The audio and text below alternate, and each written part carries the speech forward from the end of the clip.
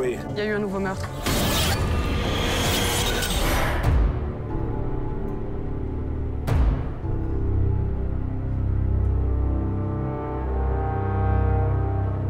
Je trouve que c'est un vrai défi parce que c'est retirer à un acteur de cinéma plus que 50% de son travail. Alors, ça m'a fait peur.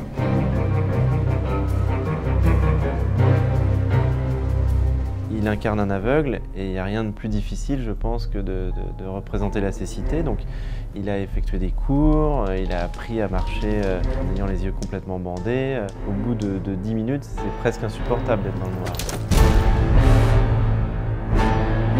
J'ai eu la chance d'être préparé par une jeune femme qui travaille à l'association Valentin Haüy, où on apprend aux aveugles à se déplacer, où on leur apprend à lire le braille. C'est que le poignet qui bouge. Voilà, très bien.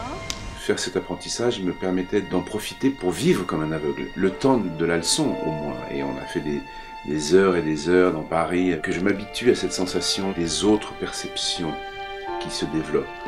On devient très sensible au sol, par exemple, au mouvement du sol. D'ailleurs, ça fait partie des leçons, il faut être très très sensible aux aspérités du sol.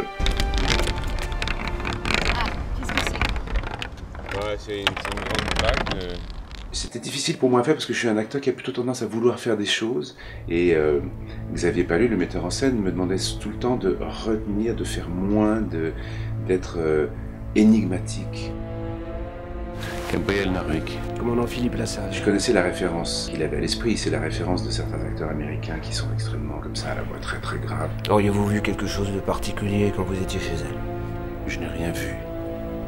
C'était un peu déstabilisant pour Lambert au début, mais c'est ce qui donne vraiment la prestance au personnage et ce qui le rend vraiment impressionnant. J'ai tenté une carte et j'ai eu peur, qui était une carte de la réduction totale des faits. Et je me suis dit, tentons cette carte-là, de l'austérité maximale. Freaky bastard. Je pense qu'au-delà de faire du cinéma, je pense qu'il les intéresse surtout, c'est de réfléchir comment essayer de représenter le plus possible à l'image un personnage, un comportement, une attitude. Et ça demande énormément de travail. Donc tout ça, ça m'a passionné parce que bien entendu, c'était des heures de vol sans les yeux. Et le monde change complètement.